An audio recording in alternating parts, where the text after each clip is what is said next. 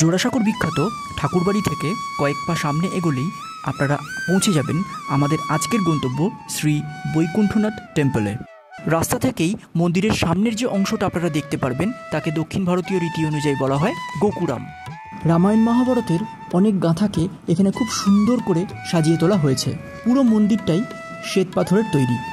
এই মন্দিরটি প্রত্যেক দিন দর্শনার্থীদের জন্য সকাল 5:30 থেকে 11টা পর্যন্ত আর বিকেল 4:15 থেকে রাত 8:30 পর্যন্ত খোলা থাকে। শ্রী বৈকুণ্ঠনাথের মন্দিরটি 1961 সালের 26শে জানুয়ারি দর্শনার্থীদের জন্য খুলে দেওয়া হয়েছিল। গঙ্গার পাশের কলকাতার এই অসাধারণ মন্দিরটি তৈরি করেছিলেন বাঙ্গুর গোষ্ঠী। এই মন্দিরটি বর্তমানে পরিচালনা করছেন মহারাজ প্রয়াগ নারায়ণ তিওয়ারির 7তম প্রজন্ম। মন্দির দর্শন করার বিশেষ কোনো রীতিনীতি নেই, তবে হ্যাঁ, মন্দিরে ঘুরতে এলে মেন যে বিগ্রহটা রয়েছে, প্রধান যে বিগ্রহটা রয়েছে তার ছবি কিন্তু তোলা যায় না।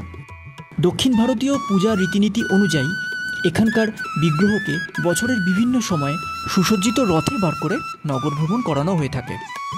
মন্দিরের আশেপাশের মতো মন্দিরের মূল গর্ভগৃহটিও খুব সুন্দর শ্বেতপাথর দিয়ে সাজানো হয়েছে।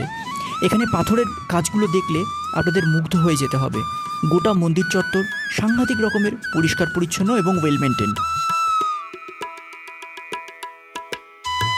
মূল মন্দিরের মধ্যে যে দেবতার অধিষ্ঠান রয়েছে তার নাম শ্রী বৈকুণ্ঠ দেব।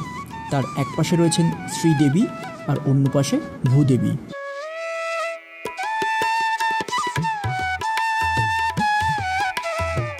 বছরের বিভিন্ন সময়ে এই মন্দিরে বিভিন্ন দেবদেবীর পূজা অর্চনা করা হয়, আর সেই সঙ্গেই সেজে ওঠে মন্দিরের চত্বর।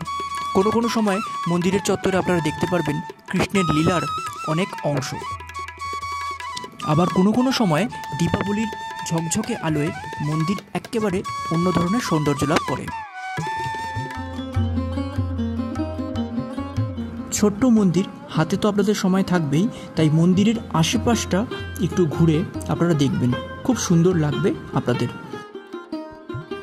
সকালের থেকে আমার মনে হয় বিকেলের দিকে এই মন্দিরে এলে আপনাদের খুব ভালো লাগবে। সুন্দর আলোয় এই মন্দিরটি সন্ধেবেলায় একদম অন্য রকমের সৌন্দর্য লাভ করে, আর তা আপনাদের অবশ্যই ভীষণভাবে ভালো লাগবে। উত্তর কলকাতার কোলাহলের মধ্যে আপনারা সত্যিই হারিয়ে যাবেন একখণ্ড দক্ষিণ ভারতের এই মন্দিরের মধ্যে। তাহলে হাতে সময় বার করে বেলগাছিয়া মেট্রোতে নেমে হাঁটা পথে টুক করে ঘুরে আসুন বৈকুণ্ঠনাথের এই সুন্দর মন্দিরটি থেকে।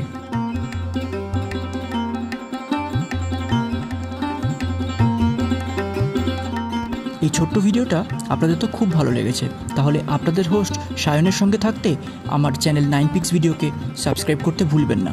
আর আমার এই ইউটিউব চ্যানেলের পাশাপাশি আমার সোশ্যাল মিডিয়া হ্যান্ডেলগুলোকেও ফলো করতে ভুলবেন না। আমি সমস্ত ট্যুরের ভিডিওর পাশাপাশি সেখানে ছবিও দিয়ে থাকি। এরকম আরও অনেক ইন্টারেস্টিং ভিডিও নিয়ে আমি আবার ফিরে আসবো। ততক্ষণ সবাই খুব ভালো থাকুন। পিস। ধন্যবাদ বন্ধুরা।